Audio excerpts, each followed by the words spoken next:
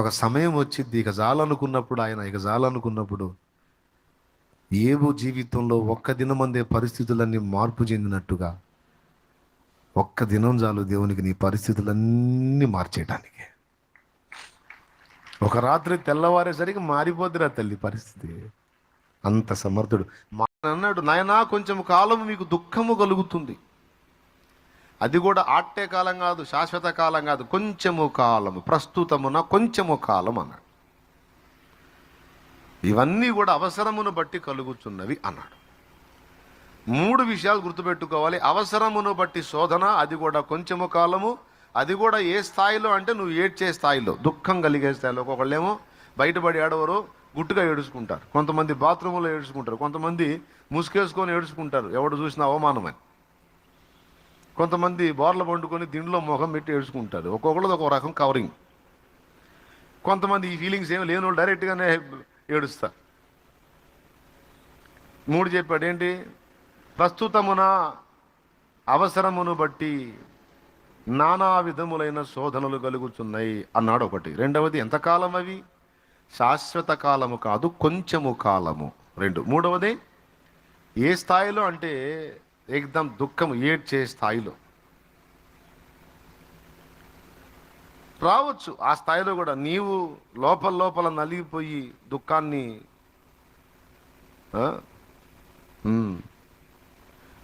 అడుగడుగున పయనంలో అవమానపు హేళనలో నొప్పించే మాటలతో మనసు నలిగి ఉన్నావా? మది నిండిన వేదనను మౌనముగా భరిస్తూ కనుల నిండ కన్నీళ్లతో ప్రభుని చూస్తూ ఉన్నావా? నువ్వు నమ్మిన దేవుడు నిన్ను మరచిపోడెన్నడు. అనుభవాల పాఠం కోసం నిన్ను అప్పగించాడు.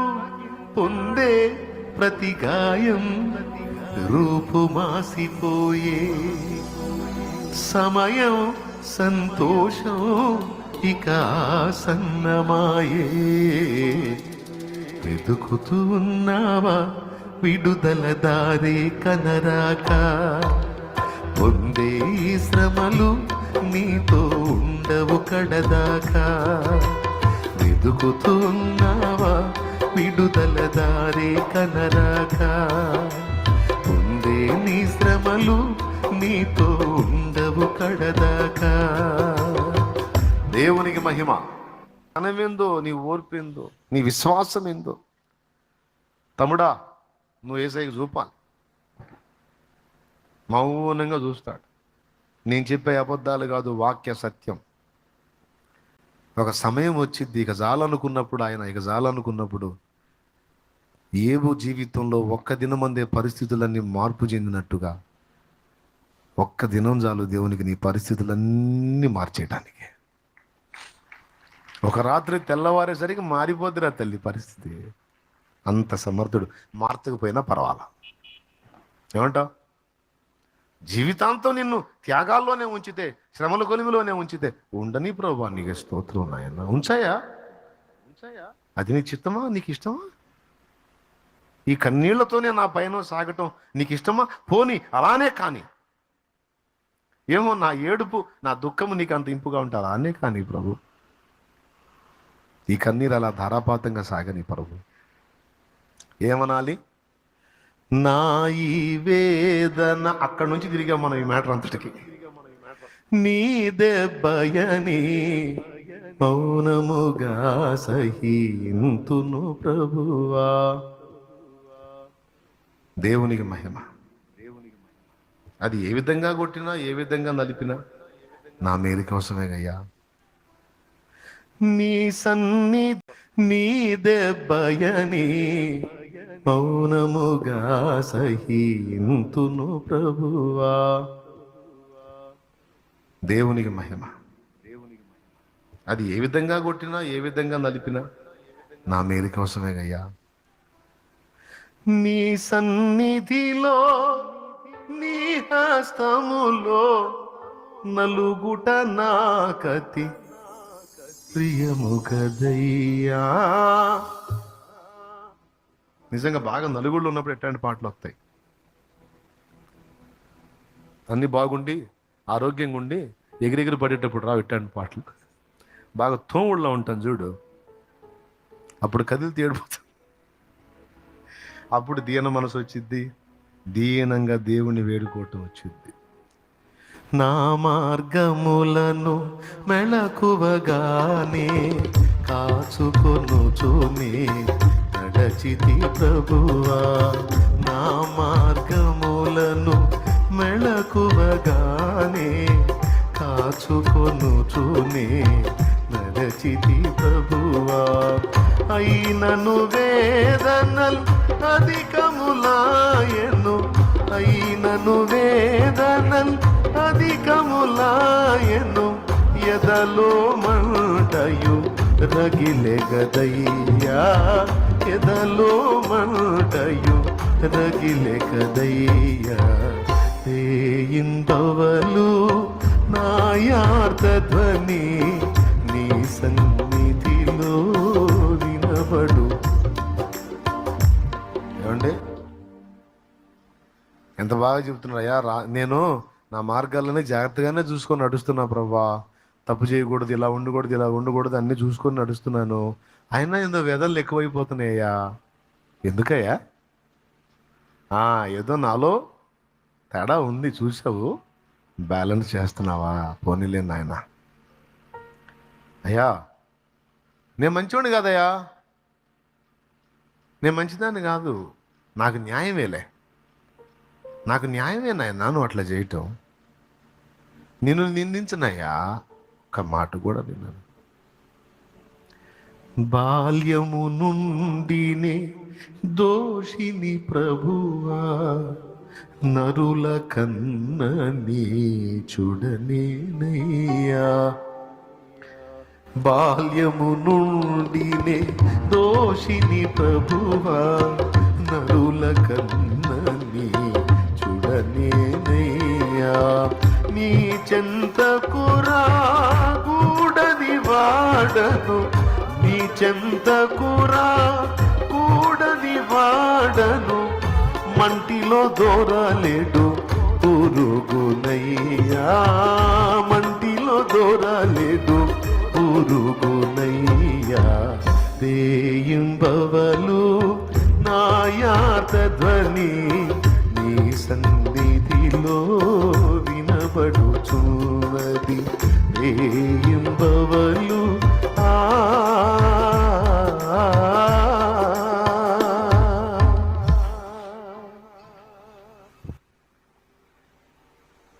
అయ్యా, కాకపోతే కొంచెం అధికం అవుతున్నాయి, చచ్చిపోతానేమో అనిపిస్తుంది అయ్యా ఈ వేదన దెబ్బకి. నువ్వు నాకు ఈ వేదన ఇవ్వటం నాకు ఇష్టమేలే, కానీ ఎందుకంటే నీ చేతిలో నలగొట్టబట్టం కంటే నాకు ఉత్తమమైంది ఏముంది? నన్ను చేతిలో తీసుకున్నావు, నలుపుతున్నావు, అది నాకు ఇష్టమే, కానీ చచ్చిపోతానేమో అనిపిస్తుంది అయ్యా ఈ వేదనలో, ఈ బాధలో. అందుకని ఒక్క పని చేయ, ఒక్కసారి నన్ను తాకి నా ప్రాణం కొంచెం తెప్పరిల్ల చేసి తర్వాత మళ్ళీ ఒకవేళ నువ్వు నాకు అవసరం అనుకుంటే రాని అయ్యా, కానీ కొంచెం తెప్పరిల్ల చేయవా? కనీసం చెప్పుకునే దిక్కు కూడా లేదయ్యా.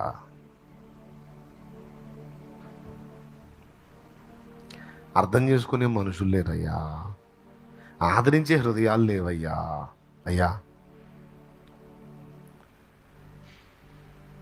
ఏకాకి నేనే వ్యధితుడనయ్యా, అధికంబులు నా గాయములయ్యా. చాలా గాయాలైపోయినాయి ప్రభువా, రకరకాలుగా నల్లగొట్టబడ్డాను, నీరసం అయిపోతున్నాను. ఈ వేదన దెబ్బకి నా ప్రాణం పోయిద్దేమో అనిపిస్తుంది. అయ్యా ఇన్ని గాయాలు మరి తట్టుకుంటా కానీ శక్తి లేదు, నాకు శక్తిని అయ్యా. ఏకాకి నేనే వ్యధితుడనయ్యా, అధికంబులు నా గాయములయ్యా. యాత్ర ముగియకనే అంటే చచ్చిపోకముందే, యాత్ర ముగియకనే మునుపొకసారి తెప్పరిల్లగా నన్ను జేయగదయ్యా, తెప్పరిల్లగా నన్ను చేయగదయ్యా. రేయింబవలు నాయాత ధ్వని నీ సన్నిధిలో వినబడుచున్నది. రేయింబవలు నీ సన్నిధిలో వినబడుచున్నది. కరుణ తోడనొక మారు నా దశ, కరుణ తోడనొక మారు నా దశ వీక్షించగదే యేసు ప్రభువా, వీక్షించగదే యేసు ప్రభువా. రేయింబవలు ఆ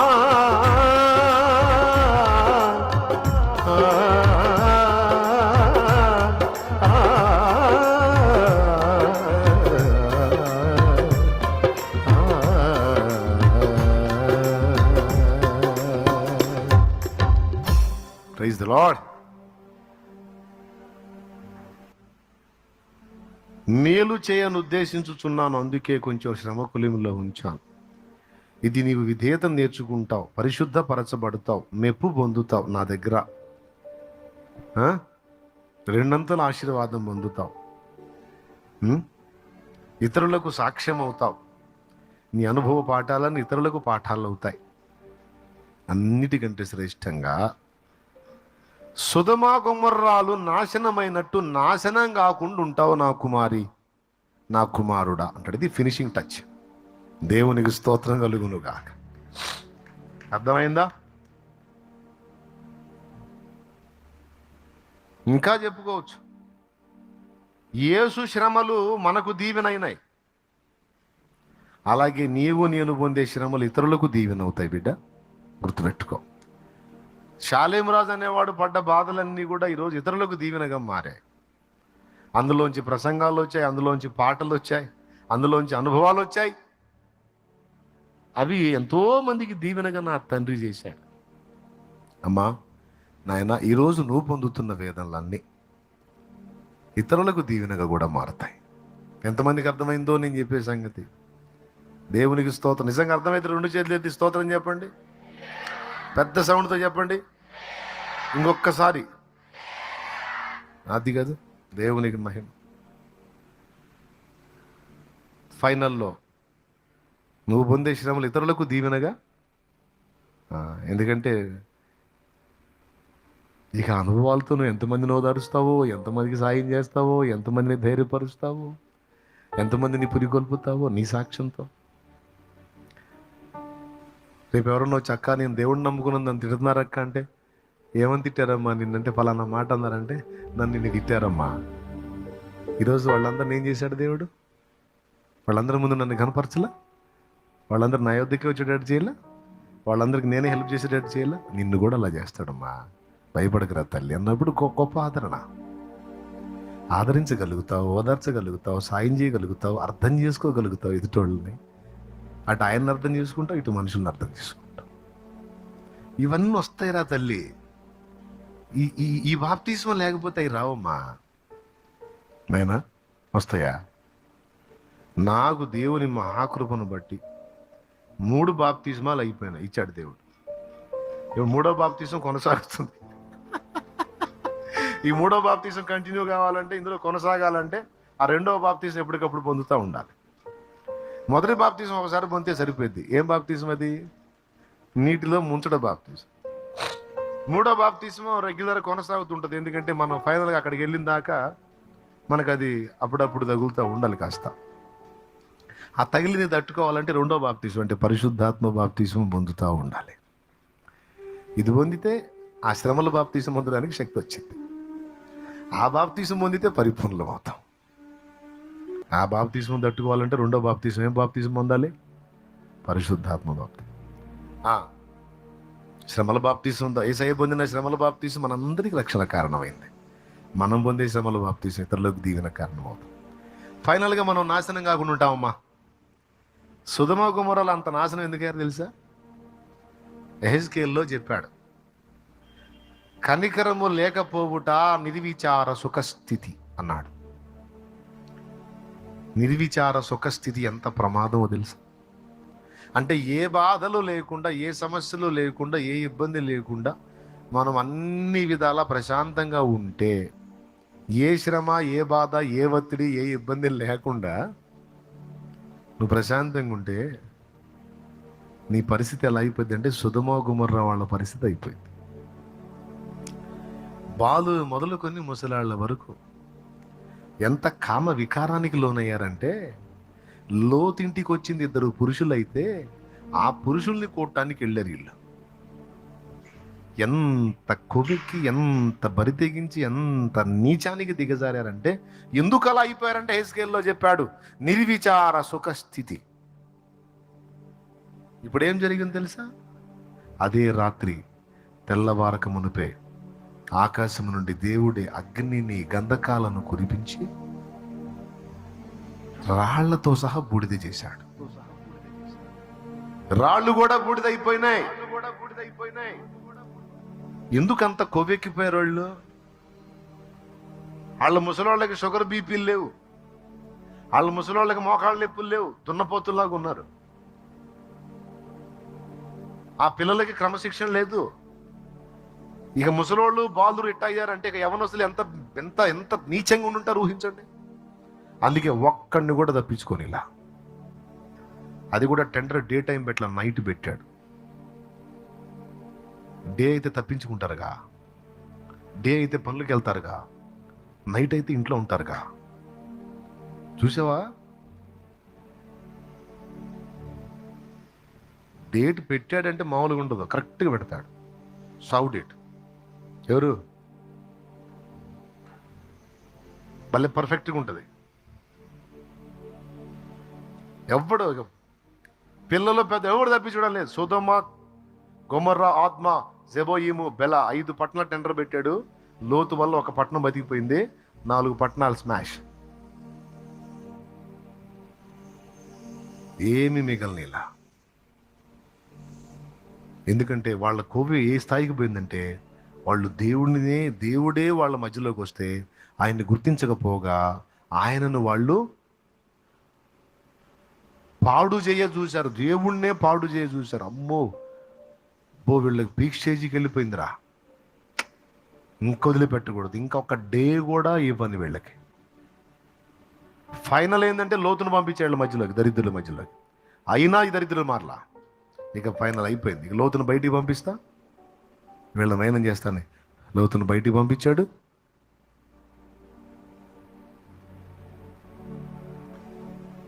ఇప్పుడు చెప్పండి, సుఖం కావాలా, శ్రమ కావాలా?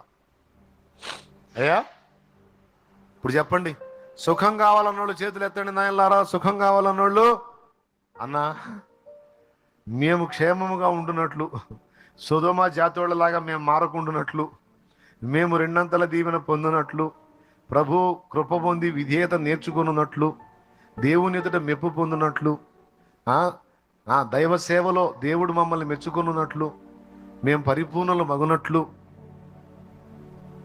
మాకేం కావాలి? పెద్దగా చెప్పండి, అందరు చెప్పండి. రైట్, బాగా అర్థమైంది. ఏం కృంగిపోవద్దు నాయనా. అమ్మ, దేవుడు సమస్తము సమకూర్చి మేలు కొరకే సిద్ధపరిచాడు, లేకపోతే పాడైపోతాం మనం. నీకు తెలుసా, పెద్ద నష్టంలో మనం పడుకున్నట్లు చిన్న చిన్న సమస్యలు మనల్ని కంట్రోల్ చేస్తాయి. ఆయన అన్యాయసుడు కాదమ్మా. నిమిషమాత్రము నిన్ను విసర్జించి నీ గొప్ప వాత్సల్యంతో నిన్ను సమకూరుస్తాను. మహోద్రేకము కలిగి నీకు విముఖుడనైతిని, గొప్ప వాత్సల్యంతో నిన్ను దగ్గర తీసుకుంటాను, నీ సమకూరుస్తాను. భయపడకు, పర్వతాలు తొలగిన, మెట్టలు తత్తరిల్లిన నా కృప నిన్ను విడిచిపోదు, సమాధాన విషయమైన నా నిబంధన తొలగిపోదన్నాడు.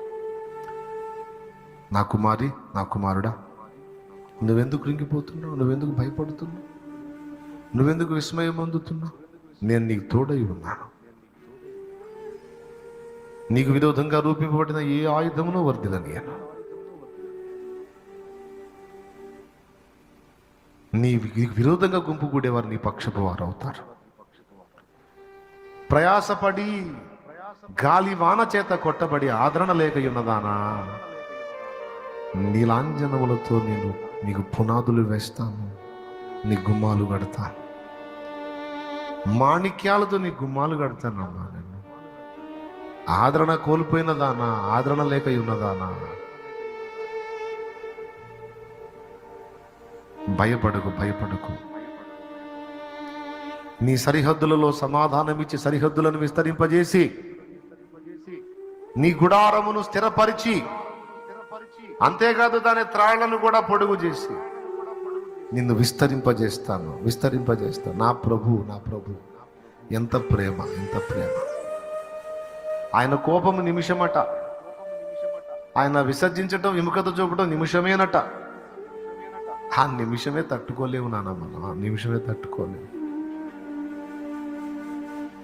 అయ్యా అయ్యా అవసరమేనయ్యా, ఇవన్నీ అవసరమేనయ్యా, అన్నీ నువ్వు అనుమతించి పర్వాలేదు, కానీ నన్ను విడనాడొద్దయ్యా, ఎడబాయకయ్యా, నా చెయ్యి పట్టుకోయ్యా. నువ్వు ఎక్కడికన్నా తీసుకెళ్ళి, ఏ అనుభవాల్లోకైనా తీసుకోవాలి, కానీ నా చెయ్యి వదలొద్దయ్యా. అయ్యా నా తండ్రి, నానా నానా, నువ్వు చెయ్యి వదిలితే చచ్చిపోతాను నాన్న, నువ్వు చెయ్యి వదిలితే చచ్చిపోతాను నాన్న, నువ్వు చెయ్యి వదిలితే నిలవలేను నాన్న, నన్ను వదలొద్దు నాయన, నన్ను వదలొద్దు నాయన అని ఆయన పాదాలు పట్టుకున్నాయన. కేవలం విశ్వాసం ఉంచమ్మా, అమ్మ అమ్మ, కేవలం నమ్ముకోమ్మా. అయ్యా అయ్యా నమ్ముకోయ్యా, నమ్ముకోయ్యా.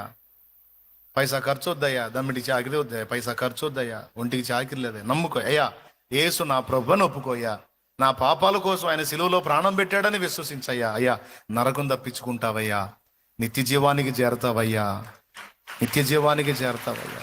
తనను విశ్వసించిన వాళ్ళందరికీ నిత్య రక్షణ వాగ్దానం చేశాడయ్యా. అమ్మా, తనను విశ్వసించిన వాళ్ళందరికీ నిత్య రక్షణ వాగ్దానం చేశాడమ్మా. యేసు తప్ప ఎవరు కూడా మన పాపాల కోసం ప్రాణం పెట్టలేదమ్మా. యేసు తప్ప ఎవరు కూడా మన పాపాల కోసం ప్రాణం పెట్టలేదయ్యా. రేపు మన పాపాలకు ఉత్తరం చెప్పేది యేసు ప్రభు ఒక్కడేనయ్యా, ఆయనకు మాత్రమే అధికారం ఉందయ్యా. ఇంకెవ్వరిని నమ్మినా లేదయ్యా, ఎందుకంటే వాళ్ళు ఏం చేయలేదయ్యా మన పాపాలను తీసేయటానికి. యేసైతే సిలువలో మన పాపాలు మోసాడయ్యా. మన చేతులతో మనం చేసిన పాతకాలకి ఆయన చేతుల్లో శీలలు శిక్ష పొందాడయ్యా. మన కాళ్ళతో నడిచిన చెడు నడతకు, మన తలలో ఆలోచించిన తప్పుడు ఆలోచనలకు ఆయన శిరస్సు ముళ్ళ చేత కూర్చోబడిన ఆయన పాదాలు శీలలు పొందాడయ్యా. మనం పొందాల్సినటువంటి దోష శిక్ష అంతా తన మీద వేసుకుని ఆయన పొందాడయ్యా. రేపు ఆయన చెబితే మనం చెల్లుబాటు అవుతామయ్యా, లేకపోతే తేడా పడతామయ్యా. ముఖ్యమంత్రి సంతకం పెడితే ఏదైనా చెల్లుబాటు అయినట్టు, ప్రధాని సంతకం పెడితే ఏదైనా చెల్లుబాటు అయినట్టు, రేపు యేసయ్య సంతకం పెడితేనే మనం చెల్లుబాటు అవుతామయ్యా, లేకపోతే శిక్షకు గురవుతామయ్యా. అయ్యా నమ్ముకోండి అయ్యా, అయ్యా తెలుసుకోండి అయ్యా, యేసయ్య మన పాపాల కోసం ప్రాణం పెట్టాడయ్యా. నిజమైన దేవుడయ్యా, ప్రేమగల దేవుడయ్యా, పరిశుద్ధ దేవుడయ్యా, దేవుడు అనటానికి యోగ్యుడయ్యా, ఏ పాపం లేనివాడయ్యా, నీతిమంతుడయ్యా. పాపుల్ని నీతిమంతులుగా చేయటానికి వచ్చినోడయ్యా, పాపుల్ని నీతిమంతులుగా చేయటానికి వచ్చినోడయ్యా, జీవితాలను బ్రతుకులను మార్చడానికి వచ్చినోడయ్యా. యేసు ప్రభు జీవితాన్ని మారుస్తాడయ్యా, శాపాన్ని తొలగిస్తాడయ్యా, పాపం నుండి విడిపిస్తాడయ్యా, పాపం నుండి రక్షించే రక్షకుడయ్యా. నమ్ముకోండయ్యా, అయ్యా నమ్ముకోండయ్యా, అమ్మా నమ్ముకోండమ్మా. ఇది ఒక దేవుని బిడ్డ గుండె గుండె గుండె ఘోష, ఒక దేవుని బిడ్డ గుండె కొట్టుకునే ఘోష ఇది. ఒక దేవుని బిడ్డ కన్నీళ్ళు ఇవి. నువ్వు నమ్ముకో, నువ్వు నమ్ముకో, నువ్వు నమ్ముకో అంటే ఎందుకు అంతసేటు మొత్తుకుంటారో తెలుసా? నువ్వు నమ్ముకుంటే ఏదో ₹1,00,00,000 వచ్చి ఏదో డాబాలు కడతారని కాదు. నువ్వు నమ్ముకుంటే నువ్వు శాపం నుంచి బయటపడతావు, నరకం నుంచి కాపాడబడతావు, నిత్య జీవానికి చేరతావన్న ఆశ. లేకపోతే ఎవరికేం పని అండి? మాకేం పని లేదా అయింది, మాకేం ఇంకా వేరే బాధ్యతలు ఏం పనులేం లేవా అయింది? ఎందుకు ఇంతసేటు నెత్తికి నోరేసి కొట్టుకునేది? రేపు డేంజర్ ఉంది కాబట్టి, ఉగ్రత రాబోతుంది. తప్పించుకుంటారని చెప్తున్నాం. భయపెట్టట్లా, బ్రతిమాలుతున్నాం. ఆజ్ఞాపించట్లా, రక్షణ పొందమని అర్థిస్తున్నాం ప్రేమతో. ఎంతమందికి అర్థమైందండి నేను చెప్పింది? ఏలయనగా మనకు శిశువు పుట్టెను, మనకు కుమారుడు అనుగ్రహింపబడదు. యేసుతో పాటు మనకి ఏమేమి అనుగ్రహించబడ్డాయి వరుసగా చెప్తా. యేసయ్య సుగుణాల సంపన్నుడు. యేసుతో పాటు మనకి ఏం అనుగ్రహించబడ్డాయి? యేసుతో పాటు మనకు రక్షణ అనుగ్రహించబడింది. చూడండి, మత్తయి సువార్త మొదటి అధ్యాయము, మత్తయి సువార్త మొదటి అధ్యాయము 21వ వచనం చదువు. ఆమె యొక్క కుమారుని కనును, ఆ, తన ప్రజలను వారి పాపముల నుండి ఆయనే రక్షించును గనుక ఆయనకు యేసు అను పేరు పెట్టుదు అనెను. యేసు అనే మాటకు అర్థం రక్షకుడని. రక్షకుడు. యేసు అంటే రక్షకుడు. యేసుతో పాటు మనకి ఏమనుగ్రహించబడింది? యేసునందు, యేసును బట్టి అంటే రక్షణ అనుగ్రహించబడింది. దేని నుండి రక్షణ అంటే పాపముల నుండి రక్షణ. పాపముల నుండి రక్షణ ఏమిటండి? ఏమండి, అబద్ధాలు ఆడకుండా మీరు చెప్పండి. మన బజార్లో ఎవడైనా విపరీతంగా పాపం చేస్తా, దుర్మార్గంగా తిరుగుతా, విచ్చలవిడిగా బతుకుతా, బజారు మొత్తానికి ఒక రౌడీలాగా తయారై ఎవడికి మనశ్శాంతి లేకుండా చేస్తున్నాడు అనుకో, నువ్వు అబద్ధం ఆడకుండా నిజం చెప్పు. నువ్వేమంటావు వాడిని? అక్కడ నువ్వు కూడా చెప్పొచ్చు. నువ్వేమంటావు చెప్పు. వాడిని నువ్వేమంటావు? వీడింత పాపం చేస్తున్నాడు, వీడింత దుర్మార్గం చేస్తున్నాడు, ఖచ్చితంగా వాడి పాపం వాడి కొట్టిద్దిరా అంటావా అనవా? అబద్ధాలు ఆడకుండా చెప్పండి. ఇంత దుర్మార్గం చేస్తున్నాడు, ఇంత మిడివేలంగా ఊరేగుతున్నాడు, ఇది మంచిది కాదు. వీడింత పాపం చేస్తున్నాడు, ఇంత బరి తెగించి తిరుగుతున్నాడు, ఇది మంచిది కాదు. ఖచ్చితంగా ఆడి పాపాలన్నీ అడిగి తగులుతాయి. ఓకే ఓకే నీ మాట నెరవేరి సడన్గా వాడు తెచ్చాడు అనుకో, అప్పుడేమంటావు? ఫస్ట్ నీ నోటి నుంచి వచ్చే డైలాగ్ అని చెప్పు. అబద్ధాలు ఆడకుండా చెప్పమన్నా ఏమంటావు? కొట్టిందిరా, పండిందిరా, ఫస్ట్ డైలాగ్ అది. అయ్యయ్యో చచ్చిపోయాడా అనో. చచ్చిపోయాడా? పాపం పండిందిరా, కొట్టిందిరా, ఆడిదాడి కొట్టిందిరా అంటావు. అంటావా అన్నవా? ఎంతమంది అంటారో చేతులు ఎత్తండి. చాలా మంది అబద్ధాలు ఆడుతున్నారు. షో చేయొద్దు, నిజం నాకు ఉన్నది ఉన్నట్టు చెప్పండి. చెప్పండి, అంటారా అనరా? ఏమంటారు? ఆడిదాడికి, ఆడి పాపం వాడికి తగిలిందిరా, ఆడి పాపం తగిలిందిరా. అంటే పాపానికి ఉన్న శక్తి ఏమిటో తెలుసా? పాపం పట్టుకుంటుంది. పాపం పట్టుకుంటుందండి. ఎంత పట్టుబట్టిదో తెలుసా? ఆ పాపం యొక్క ఫలితం భూమి మీద నెమ్మది ఉండదు, చచ్చాక నరకం. ఆడికి తీసుకెళ్లేదాకా పట్టుకుంటుంది పాపం. పాపాన్ని తక్కువ అంచనా వేయొద్దు, పాపంతో చేతుల్లో ఆడొద్దు. పాపాన్ని తక్కువ అంచనా వేయొద్దు. ఏముందిలే అనుకుంటారు కొంతమంది. అనుకో, ఏం పోయింది, ఎన్నాళ్ళు ఉంటావు, అర్థమైద్దిగా తర్వాత అయినా నీకు నా శోప ఏందో. దేవునికి స్తోత్రం. పాపం పట్టుకుంటుందండి. ఆ మాట బైబిల్లో ఉంది. మీ పాపము మిమ్మును పట్టుకొనును అని రాసుంది. ఇంకొకటి తెలుసా? పాపం వాకిట్లో పాములాగా పొంచుంటుందని కూడా రాశాడు. చేయాల్సినటువంటి సత్క్రియలు మనం చేయకపోతే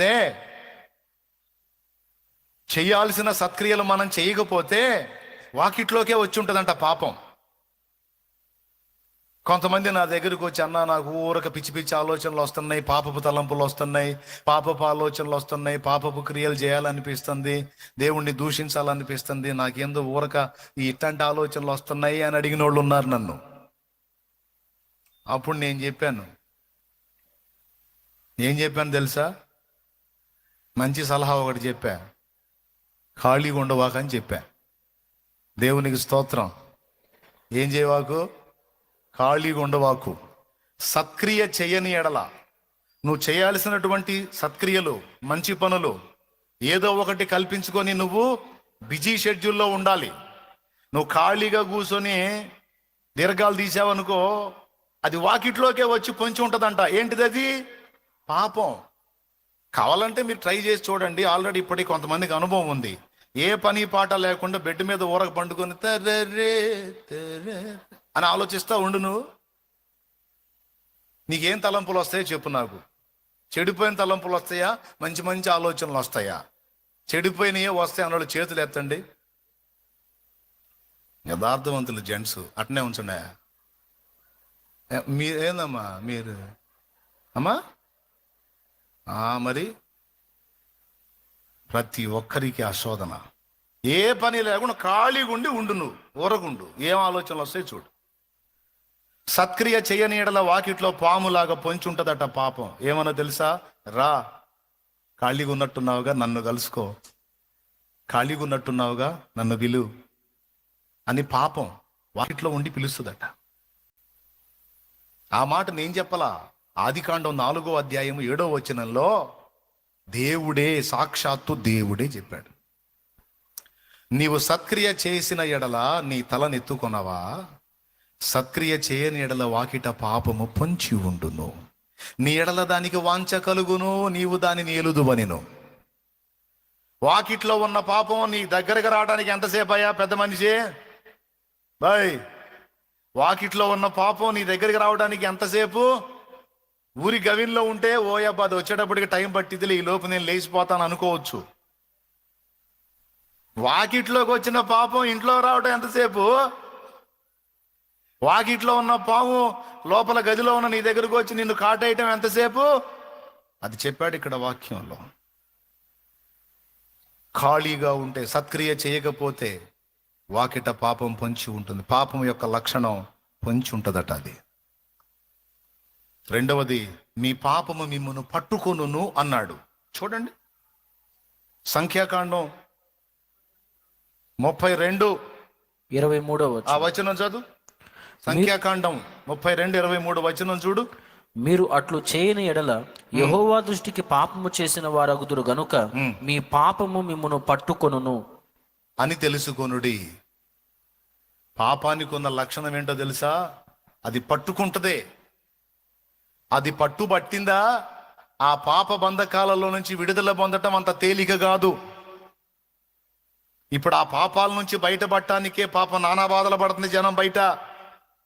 తల నీలాల దగ్గర నుంచి కాళ్ళకి చెప్పులు లేకుండా పడాల్సిన పాటలన్నీ పడుతున్నారు.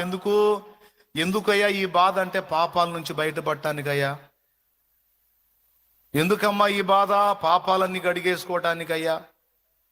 ఎందుకు ఇన్ని యాత్రలు? పాపాలు గడిగేసుకోవటానికి. అందరికీ ఉంది పాపాన్ని కూర్చున్న స్పృహ. అందరి స్వాపాదే. ఈ పాపాల నుంచి పాపాలు వదిలించుకోవాలి, ఈ పాపాల నుంచి బయట. వదిలించుకోకపోతే ఏమైంది? బయట పడకపోతే ఏమైంది అంటే పట్టుకుంటాయి. మనం ఏమనుకుంటాం? నీళ్ళలో మునిగి నడిపడిపోయినాయి అనుకుంటాయి. అడిగిపోయేది. ఎర్రి పుచ్చకాయలో చేదే పోదు, కాకరకాయలో చేదే పోదు నీళ్ళలో ముంచి లేపితే. మనలో పాపం ఎట్టబోయిద్ది? పాపం పోవాలంటే ఒకే ఒక్క మందు ఉంది, అది యేసు రక్తము.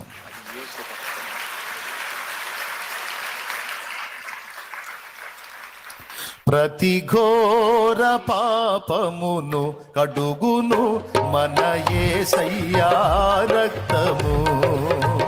ప్రతి ఘోర పాపమును కడుగును మన యేసయ్యా రక్తము. బహు దుఃఖములో మునిగెనే, చెమట రక్తముగా మారెనే. బహు దుఃఖములో మునిగెనే, చెమట రక్తముగా మారెనే.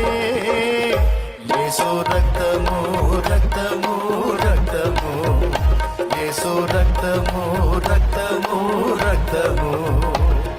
అమూల్యమైన రక్తము, నిష్కళంకమైన రక్తము. అమూల్యమైన రక్తము, నిష్కళంకమైన రక్తము. యేసు రక్తము రక్తము రక్తము. ఆమేన్. యేసు రక్తము రక్తము రక్తము. హల్లెలూయా. అమూల్యమైన యేసు రక్తముతోనే ఆ పాపం నుంచి విడుదల పొందగలం. ఇంకా ఏం చేసి కూడా పోవు పోవు పోవమ్మా. ట్రై చేసి చూడు, తిప్పలబడు, పడ్డావు ఇప్పటిదాకా, పోవు.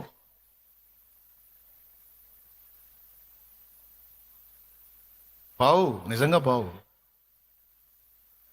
ఇప్పుడు మేమేం కాదని లేదు అన్నట్టు చూస్తున్నారు, నిజంగానే పావు. మరి పోకపోతే ఏం జరిగిద్ది? పాపాలు కడగబడకపోతే, పరిశుద్ధ పరచబడకపోతే, మన జీవితాలు శాపం నుండి విడుదల పొందకపోతే ఏం జరిగిద్దో చెప్పనా? సత్యాక నరకం సంగతి అట్టుంచి బ్రతుకొక నరకంగా మారిద్ది. అశాంతి, వేదన, దుఃఖము, భయము అన్నీ ఆవరిస్తాయి. ఏనాడైతే 2002వ సంవత్సరం ఏప్రిల్ 17న నేను బాప్తిస్మం పొంది పాపాలన్నీ కడిగేసుకున్నానో, ఆ రోజు నుంచి ఈ రోజు దాకా ఇక దాన్ని గూర్చిన భయం లేదు నాకు. ఇక ఆ స్పర్శే లేదు. అంతకుముందు అమ్మో ఫలానా దగ్గరికి పోయేస్తే పాపాలు పోతుంటే ఆడికి పోయి ఇంటికి వస్తానా, పాపాలు పోయినాయి అన్న నిశ్చయిత ఉండదు. మళ్ళా డౌటు, మొత్తం పోయినాయో ఇంకాసిన ఉన్నాయో, పోనీ ఇదేదో బాగుందంటగా ఇక్కడికి పోయి మునిగితే పోతాయి అంట, కానీ మళ్ళీ ఇంకో చోటకి పోయేది, ఆడ మునిగేది. మళ్ళీ అక్కడ డౌటు, అక్కడ నుంచి ఇంటికి వచ్చినాక మొత్తం పోయినాయి ఇంకాసిన ఏమన్నా ఉన్నాయేమో అని. ఇక ఏదన్నా చూడు, పోయినాయి, నా పాపాలన్నీ కడగబడ్డాయి, నేను పరిశుద్ధుడయ్యాను, పరిశుద్ధురాలయ్యాను అన్న నిశ్చయత మనకి మిగిలిన మార్గాల్లో లేదు. ఉంటే చెప్పు నాకు. లేదు. ఎంత షో చేసినా పైకి లోపల కొట్టుకుంటానే ఉంటది గుండె, పాపాన్ని గూర్చిన స్పృహ. ఎందుకంటే దాని పట్టు మన మీద పనిచేస్తా కనపడతానే ఉంటుంది, దాని ఎఫెక్టు. అవునండి, కొంతమంది రహస్యంగా కొన్ని తప్పులు చేస్తారు, రహస్యంగా చేస్తారు.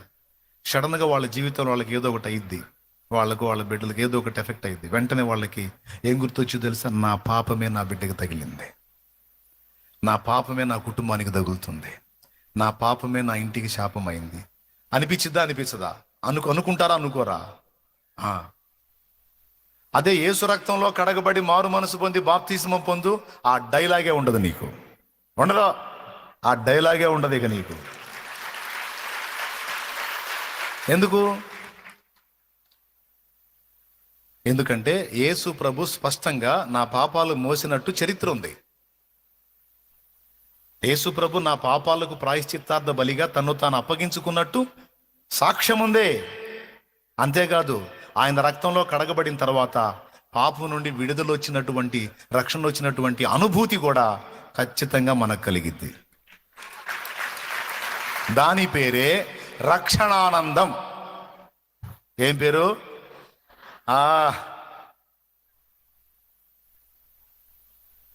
నాట్యమాడేను నాంతరంగము, ఇది రక్షణానంద భాగ్యమే.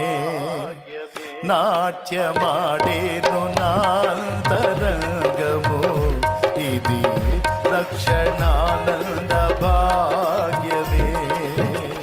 సుగుణాల సంపన్నుడా, స్తుతిగానాల వారసుడా, జీవింతును నిత్యము నీ నీడను, ఆస్వాదింతును నీ మాటల మకరందము.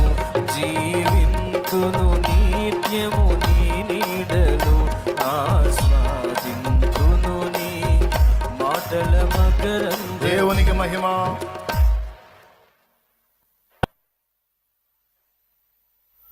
ఎంతమందికి ఆ నిశ్చయిత ఉందండి? అన్నా, నేను బాప్తిస్మం పొందిన తర్వాత నాకు రెండు అర్థమైనాయి.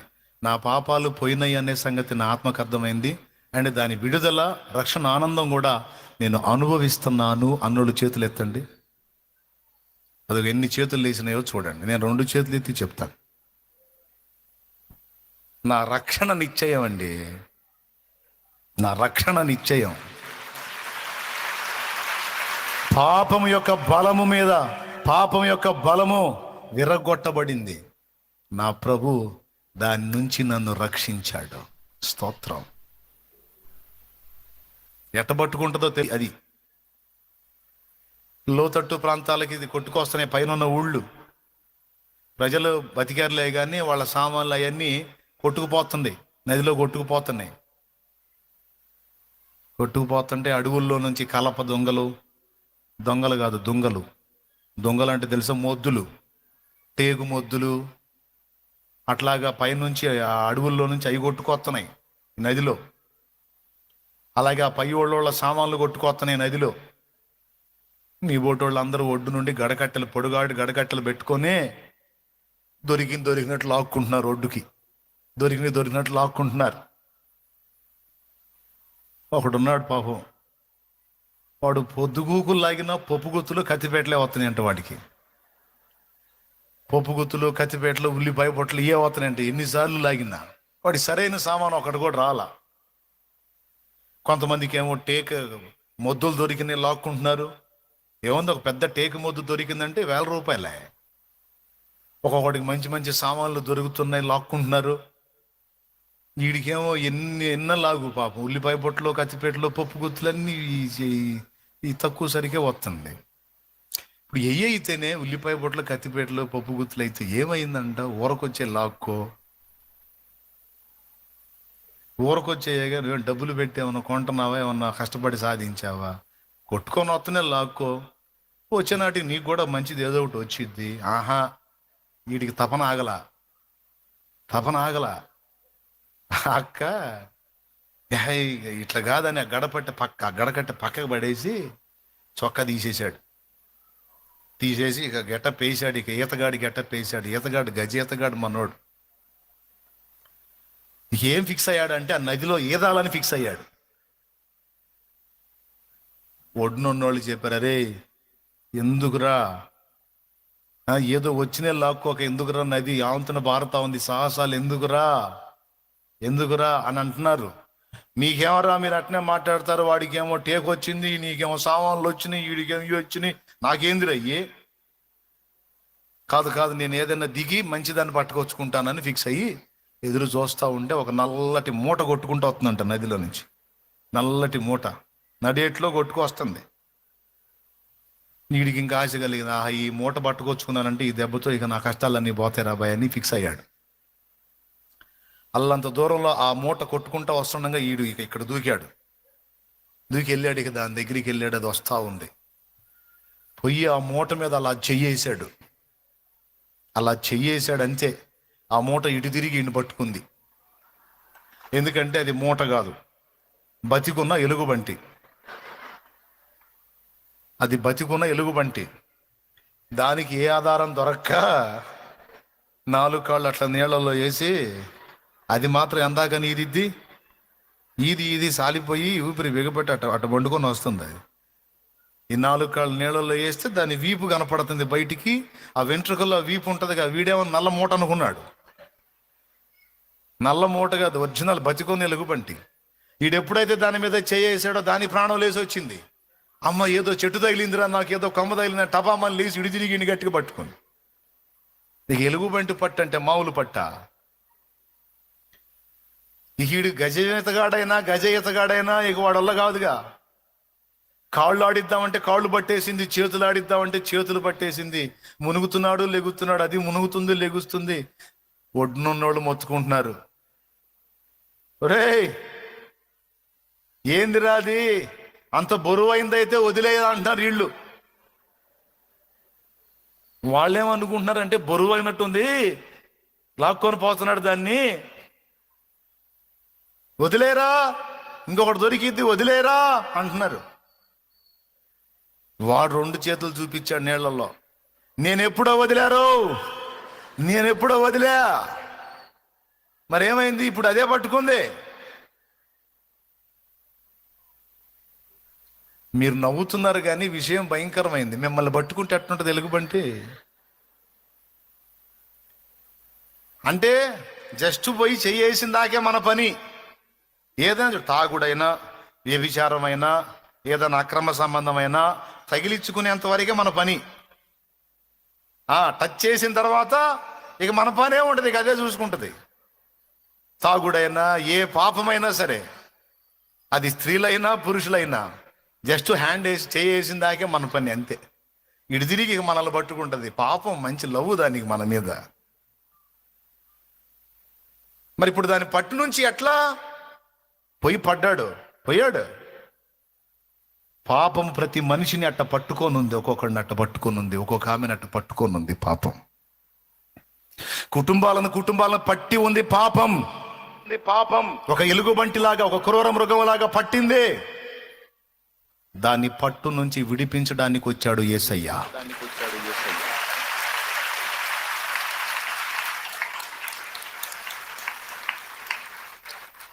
మనసాక్షిని శుద్ధి చేయును మన యేసయ్య రక్తము. మనసాక్షిని శుద్ధి చేయును మన యేసయ్య రక్తము. మన శిక్షను తొలగించెను, సంహారమునే తప్పించెను. మన శిక్షను తొలగించెను, సంహారమునే తప్పించెను. యేసు రక్తము రక్తము రక్తము, యేసు రక్తము రక్తము రక్తము, అమూల్యమైన రక్తము, నిష్కలంకమైన రక్తము, అమూల్యమైన రక్తము, నిష్కలంకమైన. అదిగో మనం పొందాల్సిన శిక్ష అది. రక్తము, యేసు రక్తము రక్తము, మనం పొందాల్సిన శిక్ష. మన స్థానములో యేసు, మన స్థానములో యేసు, మన స్థానములో యేసయ్య పొందుతా ఉన్నాడు. చూడు, హల్లెలూయా. మనందరినీ పాపం యొక్క పట్టు నుంచి విడిపించాలంటే ఆ పాపం యొక్క పట్టు, దాని యొక్క ముళ్ళు తను పొందాలి. అందుకే మనందరినీ పక్కకు నెట్టి మన స్థానములో మనల్ని ప్రేమించిన కన్న తండ్రిగా మనందరినీ పక్కకు నెట్టి మన స్థానములో మనకు బదులు ఆయన ఆయన ఆయన ఆయన ఆయన ఆయన ఆయన మన స్థానములో ఆయన ఆ దోష శిక్ష అంతా అనుభవించి, వాస్తవంగా అదంతా మనం పొందాల్సింది.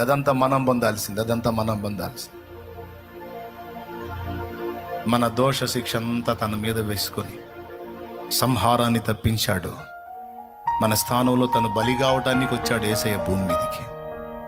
ఏమండే, యేసు ప్రభు వచ్చాడని పండగ చేసుకుంటున్న సోదరి సోదరులారా, వచ్చి ఏం తెచ్చాడో అది పొందారా? ఏం అనుగ్రహించాడో దాన్ని సొంతం చేసుకున్నారా? యేసుని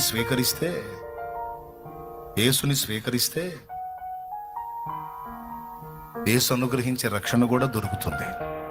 పాపము నుండి విడుదల దొరుకుతుంది. మనసుకి శాంతి లభిస్తుంది. ఆత్మకు రక్షణ నిశ్చయత దొరుకుతుంది. దేహానికి స్వస్థత లభిస్తుంది.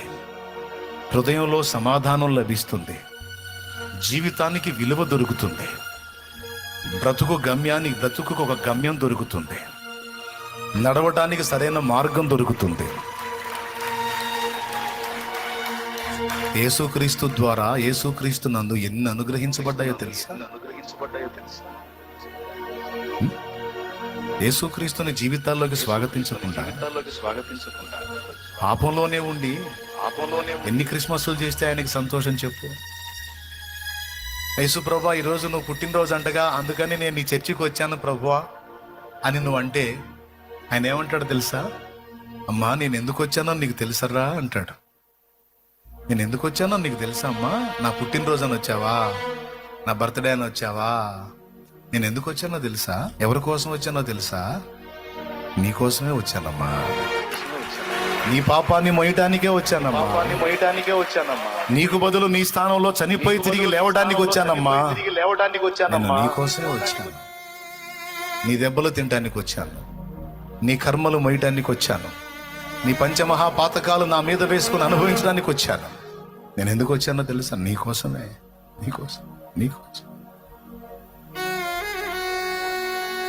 నీకోసమే వచ్చానమ్మా. కుమారుడా, ఈరోజు క్రిస్మస్ అని వచ్చావా?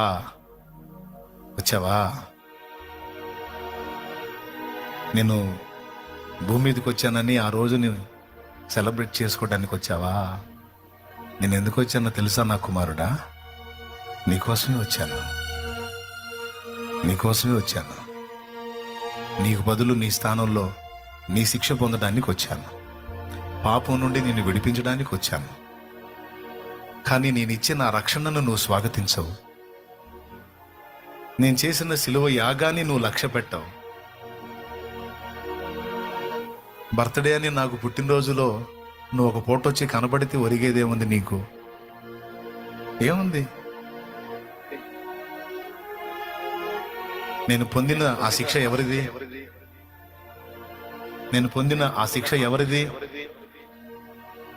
నీదే.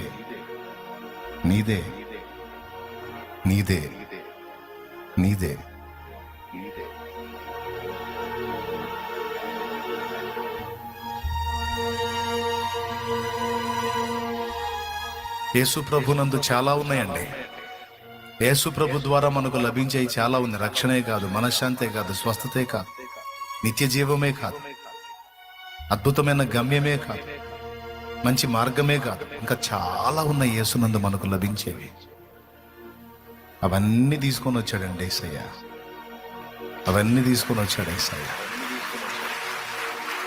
ఎంతమంది నిజంగా యేసు ప్రభుని తమ జీవితాల్లోకి ఆహ్వానించారు? ఎంతమంది నిజంగా యేసు ప్రభుని తమ జీవితాల్లోకి ఆహ్వానించారు? నిజంగా ఎంతమంది మారు మనసు పొందారు? ఎంతమంది పాపాన్ని అసహించుకున్నారు? ఎంతమంది మారు మనసు పొంది బాప్తిస్మం పొందారు? నేను చెప్తున్నాను, మారు మనసు పొంది ఆ పాపాలన్నీ కడగబడు నిమిత్తము, కడగబట్టం అంటే అవన్నీ యేసు ప్రభు మీద మోపబడు నిమిత్తము బాప్తిస్మం పొందుట ద్వారా ఆయనకు సంతోషం కలుగుద్ది.